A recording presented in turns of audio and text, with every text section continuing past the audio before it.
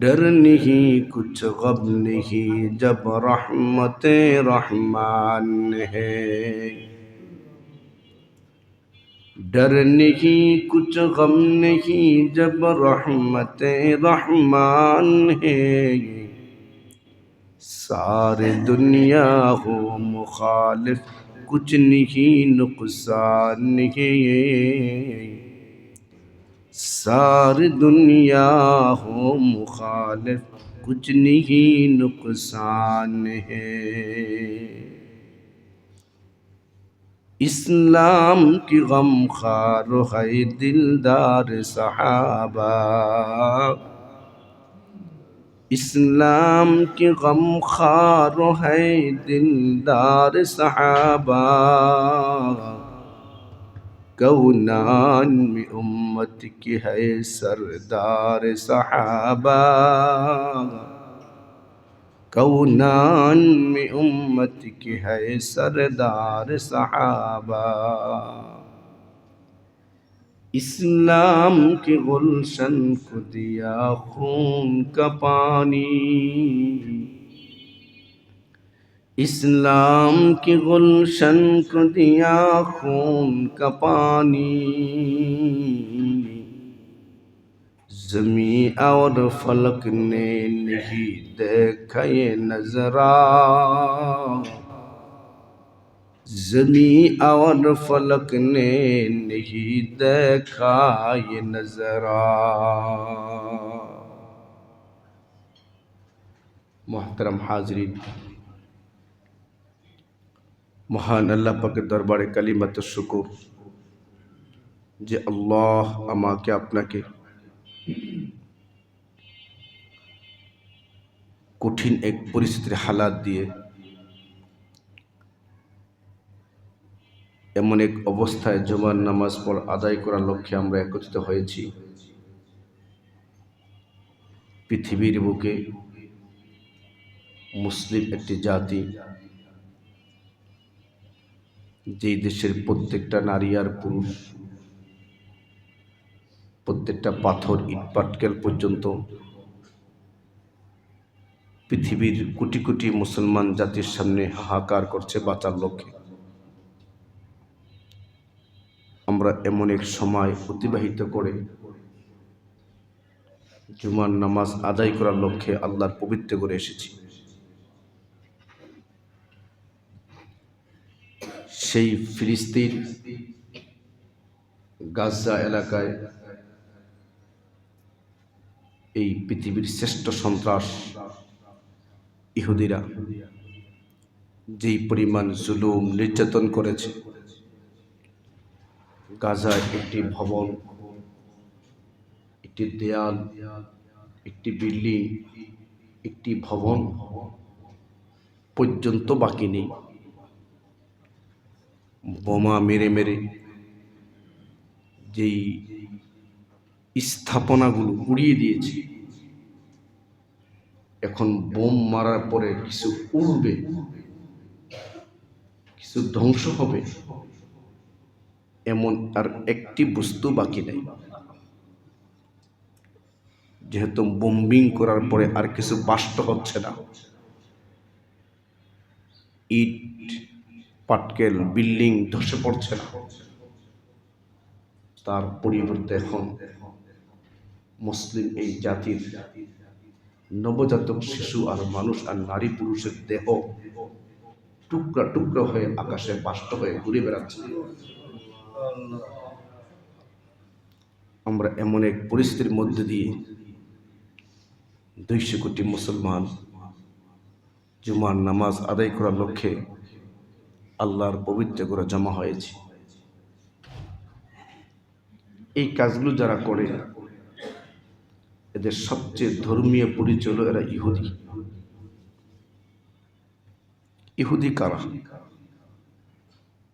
এই পৃথিবীর সবচেয়ে অভিশপ্ত একটা জাতির নাম হলো ইহুদি। একবার চির অভিশপ্ত, যাদেরকে আল্লাহ অভিশাপ দিয়েছেন। এরা উগ্র, এরা অহংকারী, এরা শান্তিময় পরিবেশে অশান্তির আগুন লাগাবার জন্য যারা পেট্রোল ঢালে, সেই জাতির নাম হলো ইহুদি জাতি। এই পৃথিবীর একজন জলিল কদর পয়গাম্বর ইব্রাহিম আলাইহিস সালাতু ওয়াস সালাম, ওনাকে বলা হয় মিল্লাতা আবিকুম ইব্রাহিম। উনি মুসলিম জাতির পিতা। ওনার দুই সন্তান, একজন নাম হলো ইসমাইল আলাইহিস সালাতু ওয়াস সালাম,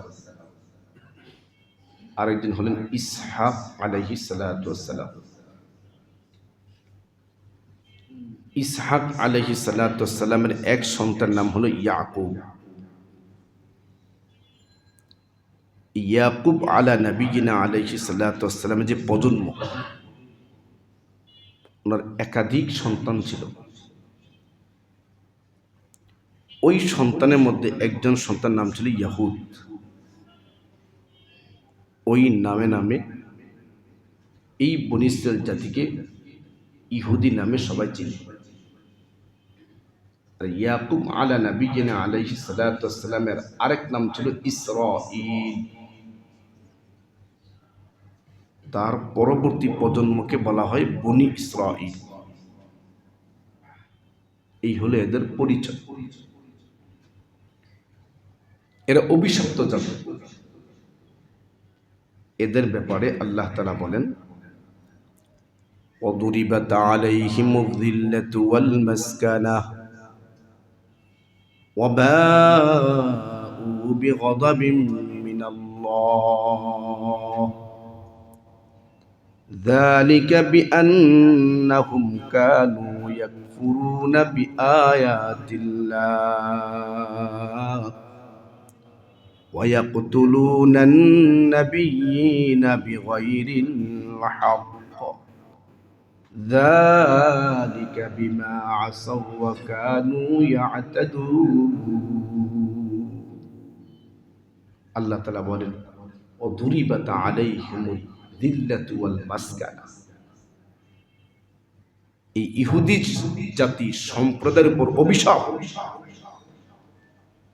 এদের আবাসস্থলের উপর অভিশাপ। কেন? وَبَاءُوا بِغَضَبٍ مِّنَ اللَّهِ ذَلِكَ بِأَنَّهُمْ كَانُوا يَكْفُرُونَ بِآيَاتِ اللَّهِ। এরা আল্লাহর আয়াতকে অস্বীকার করে। وَيَقْتُلُونَ النَّبِيِّينَ بِغَيْرِ الْحَقِّ। এরা অন্যায়ভাবে নবীদেরকে হত্যা করে।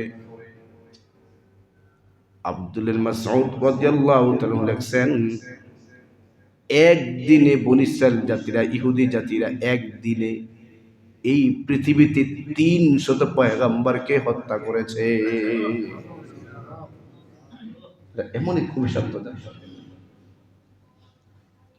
এরা পৃথিবীতে কোথাও জায়গা,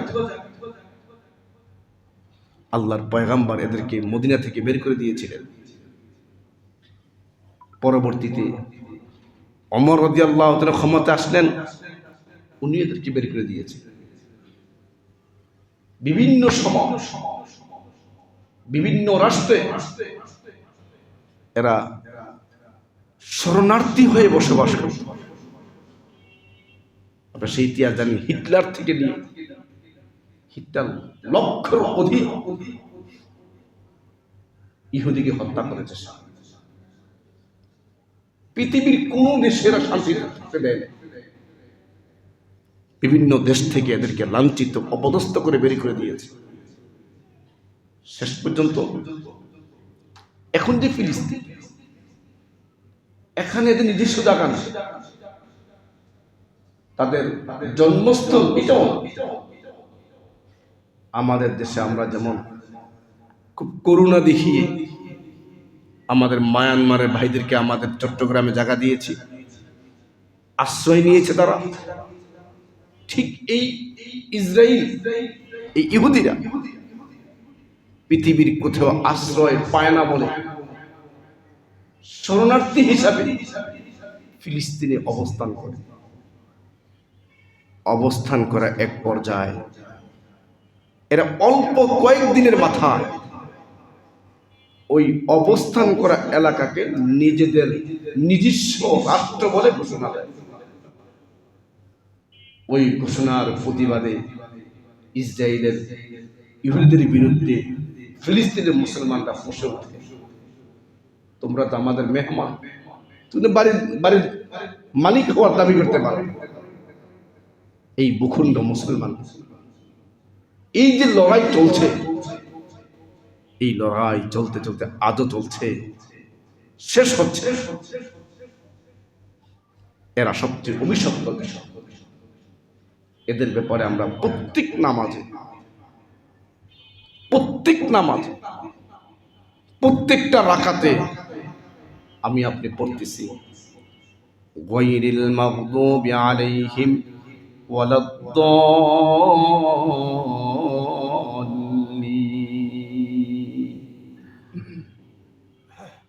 গায়রিল মাগদুবি আলাইহিম ওয়ালাদ-দাল্লিন।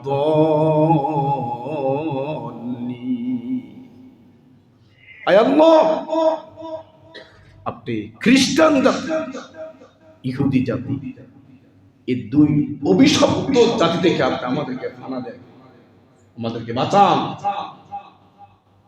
এরা এই পরিমাণ অভিশপ্ত, এরা পৃথিবীর কোথাও স্থান নয়। এখনো যে ইসরায়েল আছে, আমেরিকার ছত্রছায়া আছে, আমেরিকা যে 1 ঘন্টার জন্য চোখ সরায় নেয়, এরা ইসরায়েলে থাকতে পারবে না। আল্লাহ বলছেন দিল্লাতু ওয়াল মাসকানা, যারা অন্যের দ্বারস্থ হয়ে থাকে, গরজামাই থাকে, সে যত বড় সুপুরুষ হোক, সমাজে সে কাপুরুষ, পুরুষ না। কিন্তু এই গোটা কয়েকটা ইহুদি আর সারা দুনিয়াতে, বিশেষ করে গাজা এই এলাকাকে তছনছ করে দিয়েছে। বাইতুল মাকদাসকে নামাজের সময়, ইফতারির সময়, সেহরির সময়, এমনকি তারাবি চলতেছে, বিভিন্ন ইবাদতের সুযোগ মতে নিরীহ নিরস্ব মুসলমানদেরকে নির্মম ভাবে বাইতুল আকদাস পবিত্র ভূমিতে, মসজিদে বোম্বিং করে, গুলি করে, পাখির মতো মুসলমানকে হত্যা করতেছে। এই গাজা, এই ইহুদির বড় বড় চক্রান্ত বা অভিশপ্ত। এরা হল হযরতে মূসা আলা নবিয়িনা আলাইহিস সালাতুর উম্মত। এরা তাদের নিজ নবীকে শান্তি দেয় না। হযরতে মূসা আলা নবিয়িনা আলাইহিস সালাতুস সালাম মিশরে দিন প্রচারে কাজ করলেন। ফেরাউন জুলুম নির্যাতন করতেছে। এই জুলুম নির্যাতন থেকে বাঁচার জন্য হযরতে মূসা আলা নবিয়িনা আলাইহিস সালাম তার স্বজাতি এই ইহুদি যারা, এদেরকে নিয়ে নিজ এলাকা ছেড়ে জালেমের জুলুম থেকে বাঁচানোর জন্য উনি যখন মিশর ছেড়ে অন্যত্র চলে যাবেন, ওনার সাথী সঙ্গী নিয়ে রওনা হলেন। যেতে যেতে সামনে পড়ল বিশাল সমুদ্র, নদী, যাকে বাহার। ওই মুহূর্তে তার জাতিরা বলছে, মূসা, নিজ এলাকায় ভালো ছিলাম, এখন কোথায় নিয়ে আসলেন? পিছনে ফেরাউনের সন্ত্রাসী বাহিনী, সামনে আমাদের নদী, আমাদের এখন মাঝখানে মরা ছাড়া আর কোনো গতি নাই। এই জাতিদের সামনে মূসা আলাইহিস সালাতু আল্লাহ কুদরতিভাবে 12টা রাস্তা উত্তাল সমুদ্রের মাঝে আল্লাহ পাক কুদরতিভাবে মুহূর্তের মধ্যে তৈরি করে দিয়ে এক জাতি যে যাচ্ছে এক রাস্তা দিয়ে, অন্য রাস্তায় যে লোক যাচ্ছে এটাও তারা দেখতেছে।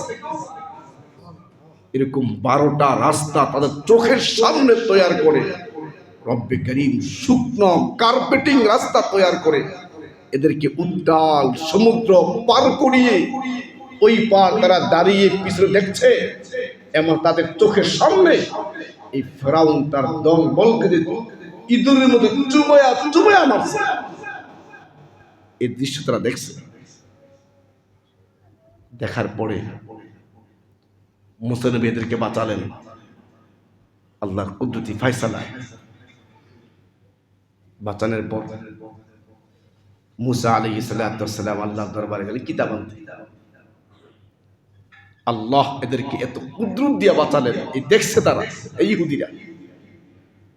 ওনার অনুপস্থিতিতে একটা গরুর বাছুরকে প্রভু বানিয়ে তারা ইবাদত শুরু করে দিল। আল্লাহকে বলে গেছে।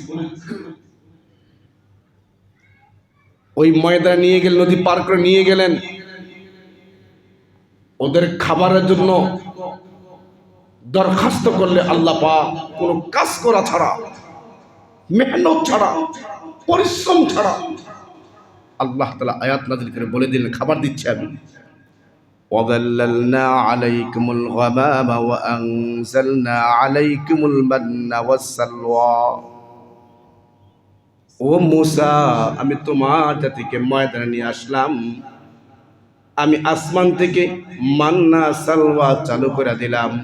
ওদের কাজের প্রয়োজন নাই, কর্মের প্রয়োজন নাই, এখানে আল্লাহ বিল্লাহ করবে, ইবাদত করবে।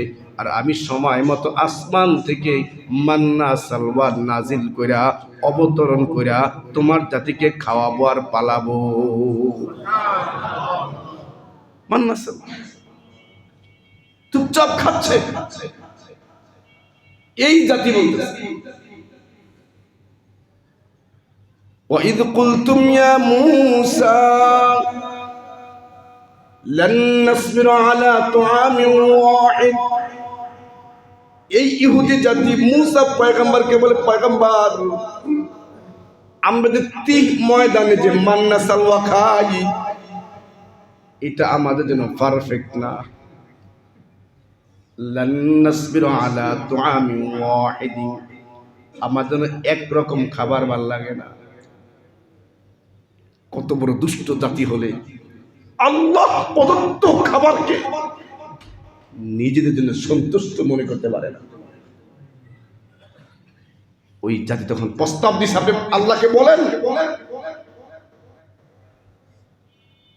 অকিসা ওয়াফুমিহা ওয়াআদাসিহা ওয়াবাসলিহা, আপনি আল্লাহকে বলেন উনি যেন আদা রসুন পেঁয়াজ ডাল এগুলো তৈরি করে দেয়, আমরা এগুলো বসে বসে খাবো। আল্লাহর এক খাবার ভাল লাগে না। কিরকম জালেম, কিরকম দুষ্ট। আল্লাহ নবী বলছেন তোমরা কি আল্লাহর এই পবিত্র খাবার বাদ দিয়া এই নিম্ন খাবার গ্রহণ করবা? শেষ পর্যন্ত তাই করলো। এই জাতি বলতেছে মুসা, আমরা দীর্ঘদিন এই পাহাড়ে আছি, আমরা কিভাবে আমল করব? আপনি আল্লাহর কাছে যান, একটা কিতাব নিয়ে আসেন। মুসা পয়গম্বর উম্মতের আবেদনে আল্লাহ দরবারে গেছে, পয়গম্বর আয় আল্লাহ, আমার জাতি কেমনে আমল করবে, কেমনে দিক নির্দেশনা কি দিবেন, একটা কিতাব দিয়া দেন। আল্লাহ পাক কিতাব দিয়া দিলেন। এই কিতাব তারাই নবীর কাছে চাইছে, নবী কিতাব আনতে গেছেন, কিতাব আইনা জাতির সামনে পেশ করছে, এই নাও কিতাব।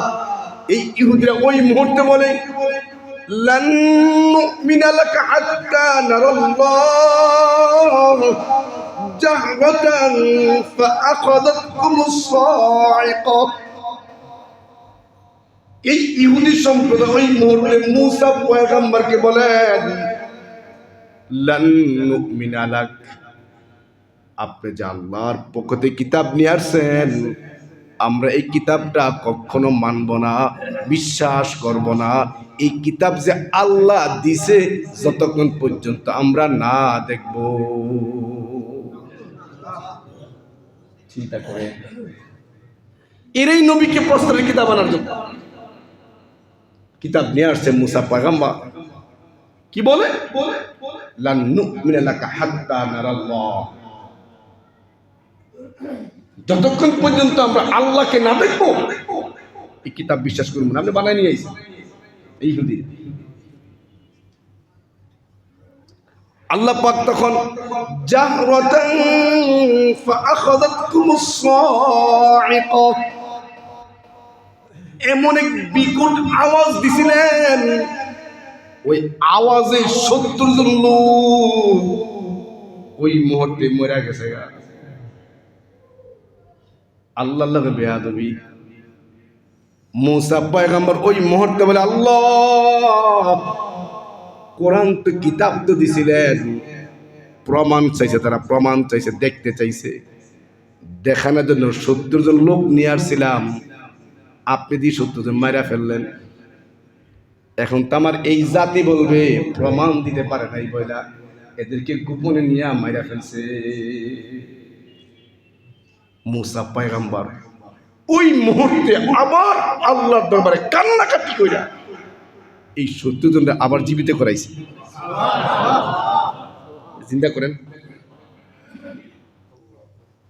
এই জাতির নাম কি কোন বলেন?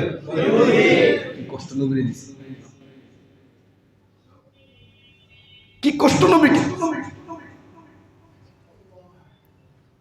মুসা পয়গম্বর লজ্জাশীল ছিলেন, বড় হায়াওয়ালা ছিলেন, যার তার সামনে নিজের দেহকে খুলতেন না। কিন্তু ইহুদি জাতিরা যার তার সামনে প্রকাশ করা উলঙ্গ হয়ে হয়ে চলাফেরা করত, যার তার সামনে গোসল করত। মুসা পয়গম্বর নিজের দেহকে ঢেকে ঢেকে রাখতেন, যা তার সামনে প্রকাশ করতেন না। উনি বড় লাজুক ছিলেন। যেই জাতিকে নদী পার করাইলেন, আসমান থেকে খাবারের ব্যবস্থা করলেন, কত কিছু করে দিলেন, সেই জাতি মুসা নবী যে যা তার সামনে পোশাক খোলে না, ঢাইকা ঢাইকা চলে, লোকালয়ে গোসল করতে প্রকাশ্যে যায় না।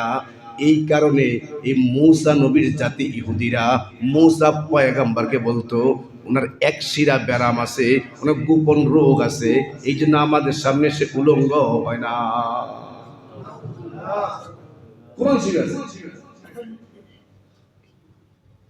কিরকম কষ্ট অন্তরে তার জাতি বলে তার নবীর এক শিরা ব্যারাম, গোপন রোগ। যদি গোপন রোগ না হয় তো মুসা পোশাক খুলে না। মুসা আমাদের সামনে পোশাক খুলে না, বারবার তারা বলতো এটা। কিন্তু মুসা পয়গম্বর খুব কান্নাকাটি করতেন, আল্লাহর কাছে দোয়া করতেন, আল্লাহ, আমার জাতি তো আমাকে এই কথা বলে, আমাকে এই রোগে অভিযুক্ত করে। মুসা পয়গম্বর একদিন লোকালয়হীন এক জায়গায় গোসল করতে গেছেন, একটা মানুষ নাই, কেউ নাই, এমন এক জায়গায় মুসা পয়গম্বর গোসল করতে গেছেন। নিজের যেহেতু কোনো মানুষ নাই, একটি পাহাড়ের আড়ালে গোসল করতে গেলেন। মুসা পয়গম্বর লোক যেহেতু নাই, নিজের পুরো পরনের কাপড়গুলো খুইলা একটা পাথরের উপর রেখে উনি গোসল করতে গেছেন। উনি উলঙ্গ হইয়া নির্জনে, কোনো মানুষ নাই, নির্জন এলাকায় পাহাড়ের চিপায় গোসল করতেছিলেন। পাহাড়ের উপরে পাথরের উপরে কাপড়গুলো রেখে উনি গোসল সেরে যখন কাপড় পরতে আসছেন, উনি কাপড় ধরতে যান, পাথরটা কাপড় নিয়ে পিছায় দৌড়ায়। উনি কাপড় ধরতে যান, পাথরটা অটোমেটিক কাপড়টা নিয়ে দৌড়ায়। উনি উলঙ্গ দৌড়াচ্ছেন আর পাথর ধরতে পারেন না। এই কাপড় দৌড়াইতে দৌড়াইতে পাথরটা ওই ইহুদি যেই বাচ্চারা ওনার সমালোচনা করত, ইজ্জতে আঘাত হানতো, তারা যে মজমায় বসা ছিল ওই মজমার সামনে গিয়া এই পাথর থেমে যায়। ওই জাতিরা মূসা পয়গাম্বর সব অঙ্গ প্রত্যঙ্গ দেখে ওই সময় বলছিল, আমরা যে বিশ্বাস করছিলাম, যে বদনাম রটাইছিলাম, মূসার এমন কোনো রোগ নাই। উনি তখন এই কাপড় পরিধান করছিলেন। পরিধান করার পর হাতে যে লাঠি ছিল ওই লাঠি দিয়া জিদ করে রাগান্বিত হইয়া ওই যে পাথরকে আঘাত করছিলেন, 4-5টা বেতের বাড়ি শক্ত পাথরের গায়ে চিহ্ন লাগা ছিল। এটা নবীকে কি পরিমাণ বেজ্জতি করতে পারে! এই ইহুদিরা করছে, এই ইহুদিরা করছে। গরুর বাছুর থেকে শুরু করে নিয়ে বিভিন্ন ভাবে আল্লাহ নবীকে এরকম কষ্ট দিত। এই ইহুদিরা সপ্তাহে দিন ইবাদত করে, শনিবার ইবাদত করে, খ্রিস্টানরা সোমবার ইবাদত করে। তো আল্লাহর বিধান ছিল, তোমরা যেহেতু শনিবারে ইবাদত করবা, এই শনিবারে দুনিয়ার কাজ বাজ বন্ধ, বাস কাজ করবা না, ইবাদত, সাপ্তাহিক ইবাদত। এই সাপ্তাহিক ইবাদতের দিন দেখা যেত নদীর তীর ঘেঁষা যে মানুষ ইহুদিরা বাস করত, এরা দেখতো সপ্তাহে অন্যান্য দিন নদীর তীরে এত মাছ সমাগম ঘটে না, শনিবার আসলে যে পরিমাণ মাছ কাছে আসে, পানিতে ভাসে মাছ, নদীর তীরে মাছ হাত দিয়ে ধরা যায়। অত রবিবারে মাছ থাকে না, মঙ্গলবারে মাছ থাকে না, সব তলদেশে চলে যায়। শনিবার হলে মাছ কিলবিল কিলবিল করে। তা আল্লাহর নিষেধ, মাছ শনিবার মাছ ধরা যাইব না। তার এই পরিমাণ দুষ্ট ওরা। শুক্রবার কি জালকে এমন ভাবে ব্যবহার করতো যে রাতে সব মাছ ঢুইকা নদীর তীরে আইসা পড়বো শনিবারে ঢুইকা। শনিবার পার হইয়া যখন রাত আসবে অটোমেটিক গিয়া জালটাকে পিছনে আটকাই দিত। ইহুদিকে বুদ্ধি। আল্লাহ পাক বলেন, আমি তীরা করি নাই। এই চালাকি, এরা আল্লাহর হুকুমকে লঙ্ঘন করছে। ওই যে নদী পার করে মান্না সালোয়া যেই এলাকায় খাওয়াইছে এদেরকে, তিক ময়দান, কোন তাবু নাই, সামিয়ানা নাই, কিচ্ছু নাই, কেমনে থাকবে হাজার হাজার জনগণ? আল্লাহ পাক তখন ওয়াদাল্লালনা আলাইকুমুল গামাম, আল্লাহ তাআলা বলেন, তিহ ময়দানে কেমনে থাকবা? তাবু নাই। আমি আল্লাহ এই তিহ ময়দানে থাকার জন্য আমি এই ইহুদি জাতির জন্য আকাশে মেঘমালা দিয়া আমি তাবু বানায়া দিলাম। তিহ ময়দানে হাজার হাজার মানুষ, একটা পানির কল সম্ভব না। এই ইহুদি সম্প্রদায় মূসা নবীকে পয়গম্বর, আমরা এতগুলো মানুষ, আমাদের পানি ব্যবস্থা করে দেন। সেখানে কল গাড়বে এমন সুযোগ ছিল না।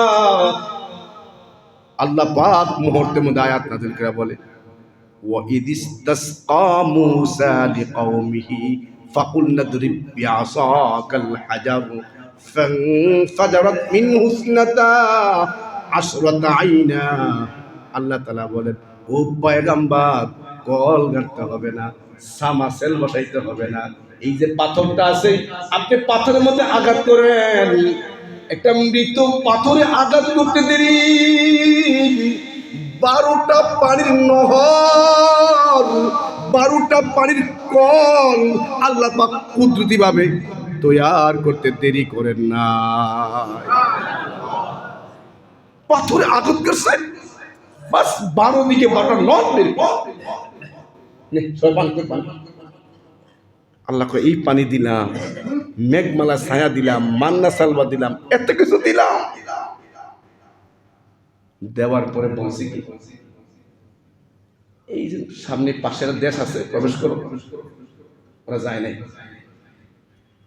আল্লাহর হুকুম মানে নাই। আল্লাহ বলছেন নবীর মাধ্যমে, আপনি এই জাতিকে এখানে না থাইকা এই পাশের দেশটা ঢুকেন, একটু যুদ্ধ হবে, আপনি টিকবেন, জিতবেন আপনি।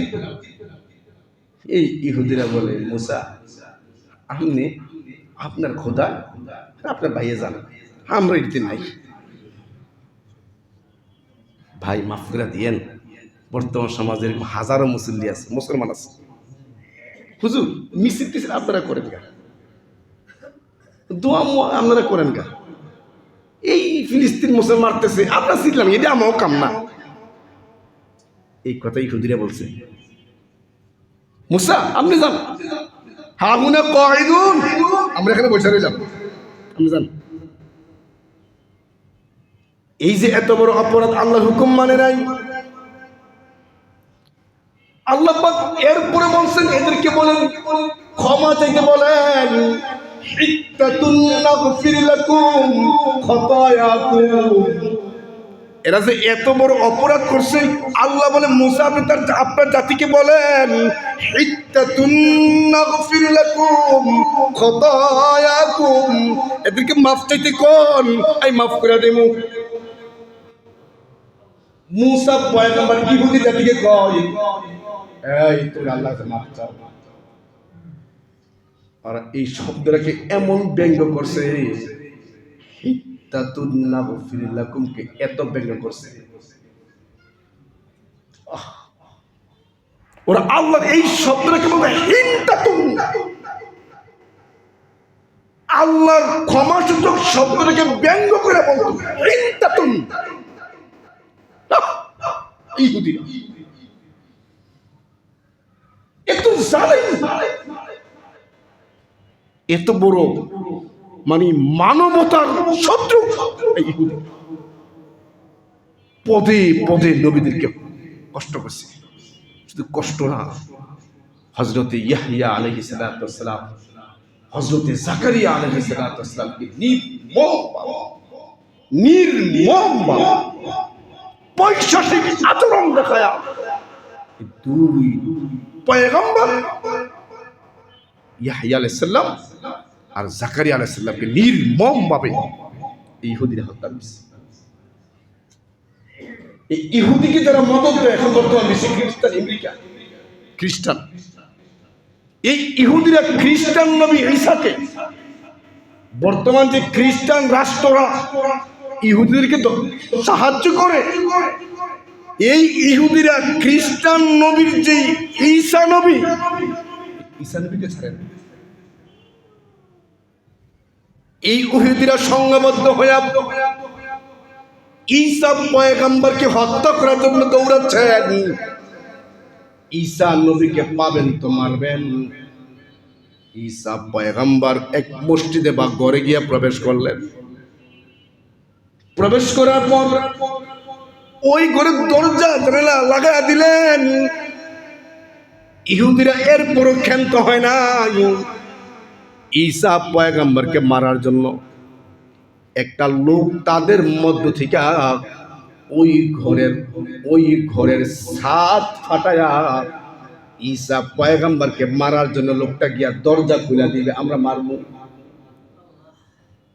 এই কাজ করতে গেছে আল্লাহর কুদরত, যেই লোকটাকে তার ঢুকাইছে ওই লোকটাকে অবিকল আল্লাহ তাআলা ঈসার চেহারা বানায় দিয়েছেন, আর ঈসা পয়গম্বরকে আল্লাহ তাআলা আসমানে উঠায় নিয়ে গেছে।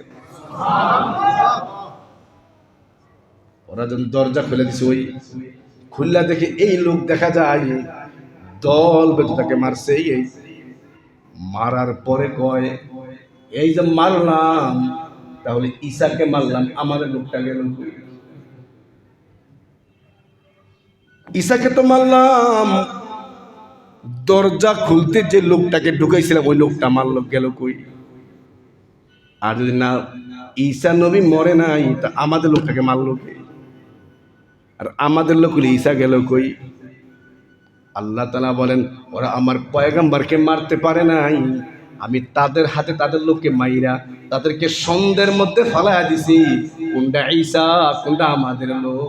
ইন কাতালু, ওরা যে মারছে সব সব বিয়ালাম কোরআন শরীফে আছে, আমি এদেরকে সন্দের মধ্যে ফালাই দিছি। কে মাল? কারা মারলাম? খ্রিস্টান যারা এখন তাদেরকে মদত দিচ্ছে, তাদের নবীকেও ছাড়া এই ইহুদি, এই ইহুদি। শুধু নবীকে না, ওই ইহুদিরা নবীর, খ্রিস্টান এখন যারা তাদের মদত দিচ্ছে, তাদের নবীর মাকেও ছাড়ে না। কি বলতে মরিয়ম, আর বিয়ে হয় না, বাচ্চা হলে ব্যক্তি বেজ্জতি করছেন মা নবীর মা। এই ইহুদিরা এরা চরম দুশ্মন, এরা মানবতার দুশ্মন, এরা দেশ ও জাতির দুশ্মন। যদি এই মুহূর্তে যদি 200 কোটি মুসলমান এক প্ল্যাটফর্ম তৈরি করে এই গোটা কয়েকটা ইহুদির বাচ্চার 20 দাঁত ভেঙে না দেয়, ওই দিন বেশি দূরে নয়, এই 200 কোটি মুসলমানের গলায় চাপ দিয়ে দিয়ে এক একটা মুসলমানকে হত্যার পায়তারা করবে। এখনই 20 দাঁত ভাঙতে হবে, এটাই সময়। আপনারা বলবেন, হুজুর গাজায় মুসলমান মারে, আল্লাহ কি করে? আরে আল্লাহ কি করবো মানে? আপনি 200 কোটি মুসলমান পৃথিবী থাকতে আল্লাহ কিছু করা লাগে? এই বুঝ করে পেয়েছেন আপনি? যদি এই কথা বলেন, তা আপনি এই কথা কেন বলেন? হাত থাকতে মুখে কি বলেন? তুই দেন মানে কিছু আপনি করেন না, এই হাত থাকতে মুখে কি রে কেন? এই কথা কি লেগে বলেন? আমরা মরে গেছি রে, এই কথা কি লেগে বলেন? 200 কোটি মুসলমান যখন হাক্কানিয়াতের পথে, তাকওয়ার পথে লড়াই করতে করতে লড়াইয়ের গতি থেমে যাবে, তখন আল্লাহর সাহায্য আসবে। আর 200 কোটি মুসলমান যখন ইহুদির দালালি করবে, ওই জায়গায় আল্লাহর নসরত আসবে না, আল্লাহ পাক আরো মারি খাওয়াবে। আমরা তাই করতেছি, আমরা তাই করতেছি। বলবেন বাইতুল মাকদাস ভাঙে ফেলতেছে, আল্লাহকে আবাবিল পাকে পাঠাইতে পারে না? যখন বাইতুল্লাহ সব পাঠাইছে, এ ভাই বাইতুল্লাহ ভাঙতে আসছে, তখন পৃথিবীর জমিনে একজনও মুসলমান ছিল না, একজনও মুসলমান ছিল না। নবী বাইতুল্লাহর ভাঙ্গার ঘটনার পরে জন্মগ্রহণ করছে। বাইতুল্লাহ যখন ভাঙ্গার সময় কোনো মুসলিম পৃথিবী ছিল না, তখন আবাবিল পাকের প্রয়োজন ছিল। এখন তো পৃথিবীতে 200 কোটির অধিক মুসলমান, প্রায় 56টা মুসলিম দেশ। এখন কেন আসবে? আমরা নামে মুসলমান, আমরা কামে করবে ইহুদির মতো মিল্লা গেছি। এই জন্য আমাদের পথা, এই ইহুদিরা এরকম জুলুম নির্যাতন অভিশাপ তারা আমাদের নবীকে, আরে আমাদের নবী কি পর্যন্ত ইহুদিরা ছাড়ে নাই। আল্লাহ নবীকে দাওয়াত দিয়ে নিয়ে গেছে এটা বিচার করার জন্য। আমার আপনার নবী কি দাওয়াত দিয়ে নিয়ে এমন এক ওয়ালের সাথে বসাইছে, যে ওয়ালের উপরে বিশাল এক ভারী পাথর রেখে এই ইহুদিরা রাসূলকে খুব সম্মান করে ইজ্জত করে নিয়ে একবারে দামি আসনে নিয়ে বসাইছে। এখানে বসেন আপনি, উপরে পাথর, পিছন দিক দিয়ে ধাক্কা মেরে নবীর মাথায় পালাবে, প্রচার হবে পাথর করে নবী মুহাম্মদ মারা গেছে, আমরা কেউ মারিনি। জিবরাইল আমিন এসে বলে, পয়গম্বর আপনি এখানে বসবেন না, উঠে যান। কেন? উপরে এই সমস্যা। আমার আপনার নবীকে মারার এত বড় ষড়যন্ত্র করছে ইহুদি। আল্লাহর নবীকে ইহুদি মহিলা খাসির গোশত রান্না করে আল্লাহর পয়গম্বরকে দাওয়াত দিয়েছেন। আল্লাহর পয়গম্বর একটা গোশত মুখেও দিয়া দিছেন। দুই রকম রাওয়ায়াত, ওই মুহূর্তে গোশতের টুকরা কথা বলতেছে, পয়গম্বর আপনি আমাকে গিলবেন না, আপনি আমাকে খাবেন না। আরেক রাওয়ায়াত আছে জিবরিল আমিন আয়েশা বলে, পয়গম্বর আপনি গোশতগুলো খাবেন না, এর মধ্যে বিষ মিশানো। ইহুদিরা, আল্লাহর পয়গম্বর যেদিন মারা যান ওই দিন বলে আয়েশা, ওই ইহুদি মহিলা আমাকে দাওয়াত দিয়া যে গোশত পরিবেশন করছিল, আমি যে একটু মুখে দিছিলাম, ওই বিষ ক্রিয়া আমাকে কষ্ট দিচ্ছে। কিরম মারাত্মক বিষাক্ত বিষ আমার আপনার নবীকে পান করাইতে মারার জন্য ইহুদিরা করছে। আমরা তাদের পোশাককে পছন্দ করি, তাদের লেবাসকে পছন্দ করি, তাদের রীতিনীতি পছন্দ করি, তাদের মাল প্রোডাক্টে মহাব্বত করি, তাদের দেশে খেলোয়াড়দেরকে মহাব্বত করি, অথচ তারা আমাদের মানবতার দুশ্মন, আমার নবীর দুশ্মন, ইসলামের দুশ্মন, দুশ্মনের। শুধু কি তাই, আমার আপনার নবীকে মারার জন্য এক ইহুদি তার মেয়ের চুল নিয়া আল্লাহর নবী যে মাথা চাইতেন, ওই চিরুনির চুল মাধ্যম বানায়া আমার আপনার নবীকে বান মারছিলেন, জাদু করছিলেন। চুলের মধ্যে সুই সুই ঢুকাইয়া এক একটা গিট্টুর মধ্যে 11টা গিট্টু দিছেন, 11টা সুই ঢুকাইছেন। এরকম বান মারা মারা, জাদু মারা মারা, যেই কুয়ায় কোনোদিন মানুষ যায় না, কেউ যায় না, পরিত্যক্ত কুয়ার তল দেশে পাথরে চাপা দিয়ে রাখছে। আল্লাহর পয়গম্বর ওই জাদু ক্রিয়ার কারণে 6 মাস কষ্ট ভোগ করছেন। মুহূর্তের মধ্যে কথা হারায় ফেলেন, মুহূর্তের মধ্যে ভাষা চেঞ্জ হয়ে যায়। শরীয়তের মাসালা পাল্টাইতেন না, ভুল বুঝবেন না, স্বাভাবিক কথাগুলো ভুলে যাইতেন, খাবার খাইছেন কিনা ভুলে যাইতেন, একটা হুকুম দিছেন এটা নিয়ে আসো ভুলে যাইতেন। 6 মাস এই ইহুদিরা আমার আপনার নবীকে মারার জন্য কষ্ট দিছে। 6 মাস পরে আল্লাহর পয়গম্বর ঘুমিয়ে আছেন, এমন সময় জিবরিল আমিন আরেকজন ফেরেশতা নিয়ে আইসা বলে, এই লোকটার কি হইছে রে? মাথার কাছে ফেরেশতা তারা বান মারছে। কে? অমুক ইহুদির বাচ্চা। কোথায়? অমুক কুয়ার মধ্যে। ফেরেশতা চুল উঠে নিয়ে আসছে, উঠে আইনে স্বপ্নের মাধ্যমে আল্লাহর পয়গম্বর আমি পড়ি, আপনি পড়েন। আল্লাহর পয়গম্বর স্বপ্নের মাধ্যমে পড়তেছেন, কুল আউযু বিরাব্বিল ফালাক মিন শাররি মা খালাক ওয়া মিন শাররি গাসিকিন ইযা ওয়াকাব। এই সূরা ফালাক, সূরা নাস, দুইটা সূরা মিল্লা 11টা আয়াত, প্রত্যেকটা আয়াত পড়েন আর এক একটা গিট্টা ছুটা যায়। এরপরে আমার আপনার নবী সুস্থ হয়েছেন। ইহুদিরা এত বড় ষড়যন্ত্র করছে, জীবদ্দশা সাকসেস হয় না। আল্লাহ নবীর ইন্তেকালের পর এক ইহুদি মুনাফিক ইবনে সাবা, এক মুনাফিক ইহুদি ইবনে সাবা আল্লাহ নবীর ইন্তেকালের পর উমরের জামানায় মদিনায় আসেন, আইসা মুসলমান হইছেন। মুসলমান হইয়া উসমানের খেলাফত কালে এমন এক গ্রুপ বানাইছে,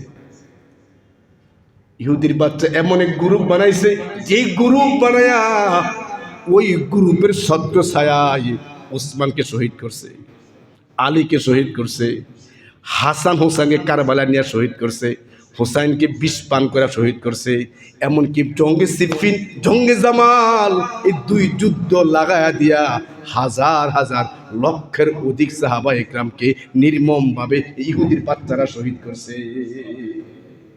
ইহুদিরা নবীর ইন্তেকালের পর ইসলামের বাতি চিরদিনের জন্য নিভে যায়। ইহুদিরা ষড়যন্ত্র করছে মুসলমানরা এক প্ল্যাটফর্মে দাঁড়াইতে না পারে। আমাদের মধ্যে মতের ভিন্নতা, টুপির ভিন্নতা, পোশাকের ভিন্নতা, একজন খারাইয়া, একজন বৈশা, একজন লম্বা টুপি, একজন চক্কা টুপি, এই নবীর নূর আর মাটি হাজারো আবেগী মাসালা এই জাতির সামনে উপস্থাপন করা এই মুসলিম উম্মাহ এক প্ল্যাটফর্মে এক আকীদায় ছিল। এক আকীদার মুসলমানকে ভাগ ভাগ করে হাজার ভাগ করে ফেলছে ইহুদিরা। ইহুদিরা করছে। হে আহলে হাদিস বলেন, এই সুন্নি বলেন, আরে আমাকে 3 সুন্নি গেছে ফিলিস্তিন, ইসরায়েল গেছে। আস্তাগফিরুল্লাহ। আরে সুন্নি তো যাবে মদিনা, সুন্নি যাবে মক্কা, সুন্নি গেছে ইসরায়েল। আবার কি ভিডিও ছাড়ে, বাইতুল মাকদাস অক্ষত। এরা ইহুদিদের দালাল, দালাল। সুন্নি নামে লেবাস লাগায়া বিশ্বের দরবারে ইহুদি মতবাদের প্রচার করছে এরা, যে সারা বিশ্ব মুসলমান বলে বাইতুল মাকদাস নিরাপদ, নিরাপদ না, নিরাপদ না। এই দেখো তোমাদের মোল্লারা, তোমাদের পটাক, তোমাদের দেশের লোক বলতেছে বাইতুল মাকদাস নিরাপদ। দেখছেন কত বড়? সাবধান থাকবে এদের থেকে, নিরাপদ না। বাইতুল মাকদাসে এখনো গাজার পশ্চিম অঞ্চলের লোকেরা আসতে পারে না, ঢুকতে পারে না, ঢুকতে পারে না। আপনি ভালো একটা এলাকায় ঘুরে ঘুরে আইসা ভিডিও মারতেছেন, কোনো ধ্বংসস্তূপ নাই, তুই কই মরতেছে এরা? লাশ বুম্বিং করার কারণে, বোমের প্রভাবের কারণে জমিনের শিশু আকাশে পাখির মতো লাশ করবে। কত বড় দালাল! সাবধান হন ভাই। আমি আজ আপনার সামনে এরা অভিশপ্তের প্রমাণগুলো পেশ করলাম। আল্লাহ নবীকে মারা পর্যন্ত, ইসলামের নবীর এন্তেকালের পরে ইসলামের গাছটাকে সমূলে কেটে দেওয়ার জন্য এই ষড়যন্ত্র করছে। এই ষড়যন্ত্র এখনো বন্ধ হয়নি। এই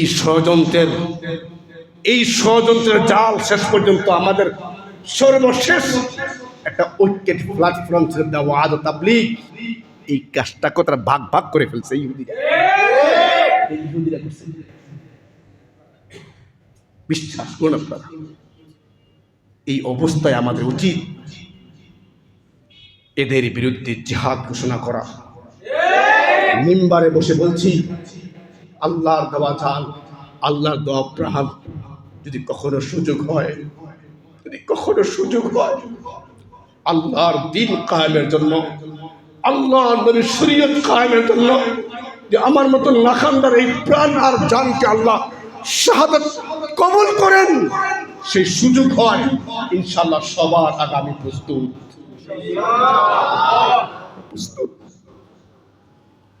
হাসরের মাঠে যদি একটা ফিলিস্তিন বাচ্চা দাঁড়ায় যায়, আল্লাহ আমার তো মার কোলে ঘুমানোর সব ছিল, আমার তো বাবার কোলে ঘুমানোর সুযোগ ছিল, 200 কোটি মুসলমান ভাই থাকতে আমি কেন ঘুমাইতে পারলাম না? এই জবাবটা আমি তোমার কাছে চাই। আমাদের কারো কোনো জবাব চলবে না, কারো কোনো জবাব চলবে না ভাই। এছাড়া আসুন আমরা তাদের বিরুদ্ধে প্রতিরোধ করে তুলব ইনশাআল্লাহ। কেমনে তুলব? যাবার তো সুযোগ নেই, একটা সুযোগ আছে। আমরা যদি এদের অ্যাকাউন্ট, এদের বিকাশ, এটা বিকাশ অ্যাকাউন্ট আছে, এদের বিকাশ অ্যাকাউন্ট আছে, আমার টাকা দিয়ে, আমার ঘাম ধরা টাকা দিয়ে, ওই টাকা লভ্যাংশ নিয়ে আমার বুকের দিকে দামি দামি মারাত্মক মারাত্মক পর্যায়ের অস্ত্র আমার বুককে ঝাঁঝরা করছে, আমার টাকা দিয়ে, আমার টাকা দিয়ে, আমার টাকা দিয়ে। ভাই আপনারা বলো, হুজুর আমার আত্মমর্যাদা, ভাইয়ে ভাইয়ে কথা কাটাকাটি হলে ভাই যেই পথ দেওয়া যায় আরেক ভাই ওই পথ দেওয়া যায় না। আমাদের সমাজ এমন হয়ে গেছে।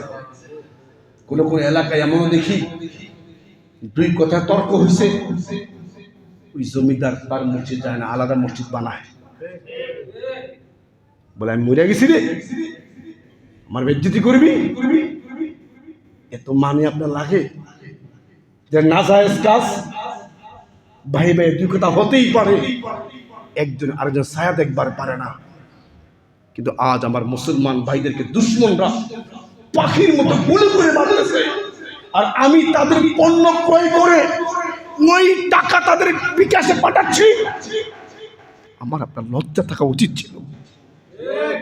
এই জন্য আমি আমার দায়িত্ব বোধ থেকে বলছি, আমার এই মহল্লাবাসীকে, মহল্লার জিম্মাদার যারা, কর্ণধার যারা, সচেতন যারা, আমি আপনাদের হাতে পায়ে ধরে বলি, আমাদের যুদ্ধে যাওয়ার সুযোগ নাই, যে আরেকটা যুদ্ধের দরজা খোলা আছে।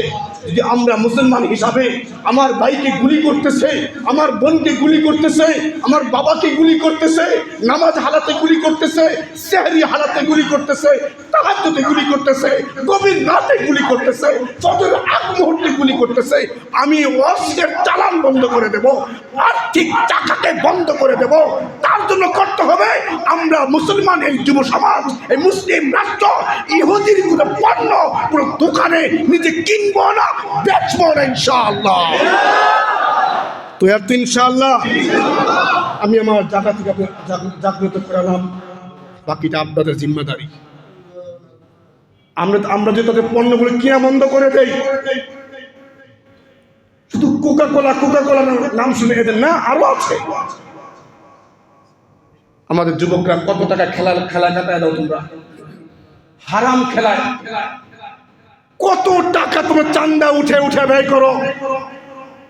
যখন বিশ্বকাপ খেলা আছে, রাস্তার মোড় বন্ধ করে প্রজেক্টর ভাড়া আইনে টাকা জোগাড় করতে পারো। আর আমার মুসলমান ভাইদেরকে যে নিরবিচার সন্ত্রাসী ইহুদিরা আমার টাকা দিয়ে আমার ভাইয়ের বুকে গুলি ঠেকায়, 10টা টাকা বের হয় না, ওই টাকা দিয়ে তাদের পণ্যের ছবিগুলো আমরা এর লিফলেট বানায়া পুরো দেশ ছড়ায়া যাই। কি বলেন আপনারা? ওরা যাবে তো ইনশাআল্লাহ। আমরা এলাকায় নামেন যুবক ভাইরা, যে ভাই বুঝান তাদেরকে, ভাই আমরা এদের পণ্যগুলো বিক্রি করবো, কয়েকটা গাড়ি ঢুকলে থামায় দেন, এই নাম নামাইবে না, এই মাল এখানে নামাইবে না, মালগুলো নিয়ে যাও। 1-2টা গাড়ি ফিরে দেন, এরকম মালগুলো আমরা বের করে দেন। দোকানদাররা, আমি আপনার ক্ষতি করতে চাই না, আপনি এই মালিককে ফিরে দেন, ডিলারকে ফিরে দেন, যে মাল চলছে না, টাকা দিয়ে দাও। 5-10টা কাজ করেন, দেখবেন ইনশাআল্লাহ সারা বাংলাদেশে, সারা দুনিয়ায় আওয়াজ চলছে। আমরা সে আওয়াজটা তুলতে পারি ইনশাআল্লাহ। অচিরেই ইহুদি ওয়ালাদের আর্থিক টাকা লাল বাতি জ্বললে আর অস্ত্র কিনতেও পারবে না, আমার ভাইয়ের বুকে গুলি ঠেকাইতেও পারবে না ইনশাআল্লাহ। পারবো তো ইনশাআল্লাহ? আমাদের এলাকায় করা যাবে তো ইনশাআল্লাহ? আমার কাছে অনেক সব পুরো পণ্যের লিস্টই আছে, এবং ছবি সহ নাম সহ বাংলায়। এদেরকে আমরা পরিহার করি। আমার দোকানদার ভাইয়েরা, ভাই আপনি তো মুসলমান, আপনি ব্যবসা করেন বুঝি, আপনি মালকে ফিরে আনতে দেবেন। এই মাল চলে না, নিয়ে যান, ডিলার সব নিয়ে যান, করি আমরা। এদের বিকল্প অনেক মাল আছে, এদের পণ্য ছাড়া চলে না, এদের পণ্য ছাড়াও আরো অনেক মাল আছে। সারা বাংলাদেশের সবচেয়ে উল্লেখযোগ্য এই গাজার মুসলমানদের নিধনের জন্য যে ইহুদি সন্ত্রাসীরা যে পৈশাচিক নির্যাতন চালাইছে, এদের প্রতিবাদে আগামীকাল শনিবার মার্চ পর গাজা, মার্চ পর বলেন সারা বাংলাদেশে এই প্রথম, আমাদের বাংলার ইতিহাসে প্রথম সর্বদলের, সর্বমতের, সর্বস্তরের ওলামায়ে ইকরাম এক প্ল্যাটফর্মে মার্চ পর গাজার ডাক দিয়েছেন। এটা হবে বাংলার ইতিহাসে সর্ববৃহৎ গণজমাত। ঠিক না বেটি? যাবেন তো ইনশাআল্লাহ? নিজ বুদ্ধিকে যাবেন কি ইনশাআল্লাহ? কারা কারা তো এর হাত তোলা মালিককে দেখায়নি ইনশাআল্লাহ? থাকবো তো ইনশাআল্লাহ? অনেকে ভাববেন এগুলো আমাদের কাজ না, আমরা পুরো হয়ে গেছি গা। গাজার খবর নিয়ে দেখেন, আমরা যাবো ইনশাআল্লাহ। আর আজকে মিছিল আছে, আজকে নড়িয়া থেকে লোহার ব্রিজে মিছিল সমাবেশ হবে। আমরা আওয়াজ তুলে, আরে মুসা যখন ইব্রাহিম পয়গম্বরকে যখন আগুনে ফালায়, কোনো জায়গায় আছে কবুতর, কোনো জায়গায় আছে চড়ুই। একটা কবুতরের মুখে কতটুকু পানি আছে, চড়ুই পাখির মুখে কতটুকু পানি আছে। তার এই ক্ষুদ্র মুখ দিয়ে 40 দিন যে আগুনকে জ্বালায়া উত্তপ্ত করে আগুনের শহর বানাইছে, বিশাল আগুনের কুণ্ডুলি। এই কুণ্ডুলির মধ্যে চড়ুই মুখের পানি কি হয় বলেন? সেই চড়ুই কুণ্ডুলির মধ্যে পানি দেয় এক ফোঁটা। তন্য পাখিরা জিগায়, কবুতর ব্যাপার তো হেরো জিগায়, তোর মুখের পানি কি আগুনে? ওই পাখি বলে আমিও জানি আমার পানিতে কিচ্ছু হবে না, কিন্তু ময়দানে মাহশা আল্লাহ যখন ডাক মারবে, কারা ইব্রাহিমের পক্ষে, কারা নমরুদের পক্ষে? আমি কবুতর, আমি চড়ুই পাখি, আমার কিচ্ছু করার ক্ষমতা নাই।